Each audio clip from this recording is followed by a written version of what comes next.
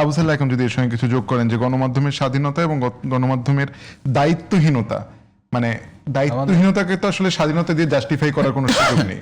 মোটেই না। আমাদের প্রথম যে কাজটা করতে হবে যে কমিশন হোক অথবা আমাদের যে প্রেস কাউন্সিলটা আছে ওই প্রেস কাউন্সিলকে আরও সক্রিয় করে সাংবাদিক কারা এর একটা তালিকা করতে হবে। এরা সাংবাদিক, মনে করেন সেখানে যে বিশ্ববিদ্যালয় থেকে সর্বোচ্চ ডিগ্রি থাকতে হবে সাংবাদিকতায় তেমনটি না, তবে ন্যূনতম স্নাতক হওয়াটা উচিত। কেননা আপনি যদি একজন সাংবাদিক স্নাতক না হয় তার তো লিখতে হবে তো তার লিখতে হবে না, রিপোর্টে লিখতে হবে, বলতে হবে, তাই না? বলতে হবে। দেখেন তাহলে এই যে বড় বড় বিশ্ববিদ্যালয় কলেজগুলো যে শিক্ষা প্রতিষ্ঠানগুলো করছে দরকারটা কি? দরকার আছে কিছু? আমরা যদি সবাই স্বশিক্ষিত হয়ে সাংবাদিক হই তাহলে এগুলো তো হাজার হাজার কোটি টাকা খরচা করে শিক্ষা প্রতিষ্ঠানের দরকার ছিল না।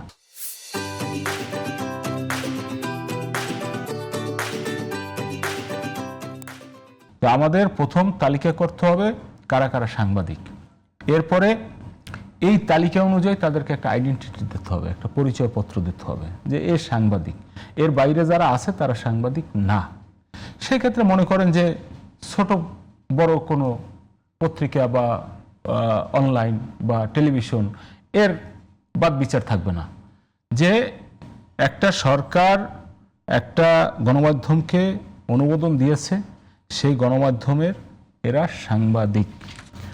হ্যাঁ, এই সাংবাদিক যখন কোনো পত্রিকায় বা টিভি চ্যানেল বা অনলাইনে ঢুকবে তার একটা ন্যূনতম বেতন কাঠামো থাকবে।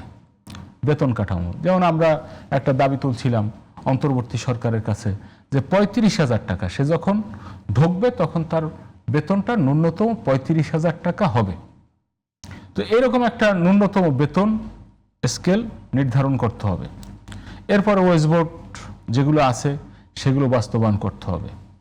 যদি কোনো প্রতিষ্ঠান পরপর 3 মাস বেতন দিতে না পারে তাহলে ওই গণমাধ্যম বন্ধ করে দিতে হবে, ওই গণমাধ্যম থাকবে না। এবং এই 3 মাসের বেতন হয় সরকারকে দায় নিতে হবে, নাইলে ওই গণমাধ্যম মালিক যিনি আছেন ওই মালিকের যে স্থাবর অস্থাবর সম্পত্তি আছে সেই সম্পত্তি বিক্রি করে দিতে হবে, যদি 3 মাস পরপর দিতে না পারে। এরকম কিছু যদি আইন করেন তাহলে দেখবেন সব ঠিকঠাক হয়ে গেছে। আর এই যে এই মোবাইল জার্নালিজম থাকবে। আপনি এই প্রযুক্তির উন্নয়ন ঘটছে, অবাধ তথ্য প্রবাহের একটা যুগে আমরা আছি। আপনি প্রযুক্তি ইউজ করবেন না? আপনি অবশ্যই প্রযুক্তি ইউজ করবেন, কিন্তু সেটি ইউজ করবেন কি একটা কাঠামোর ভিতর থেকে, একটা কাঠামোর ভিতর থেকে।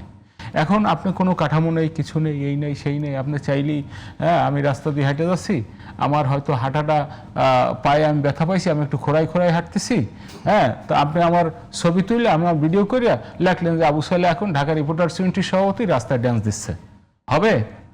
হবে না। তো এইটা একটা কাঠামোর ভিতর আনতে হবে।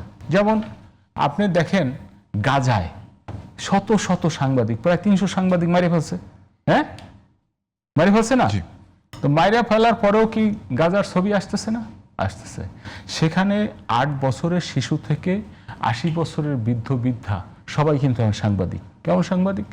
যখনই ইসরায়েলি বাহিনী একটা বোমা ফেলে ওইটা যার মোবাইল আছে, যে অবস্থায় আছে ওই মোবাইলে তুইলা ভিডিও তুইলা ছবি তুইলা সারা বিশ্বে ছড়াই দেয়। এটা তো সাংবাদিকতা, অস্বীকার করতে পারবেন না।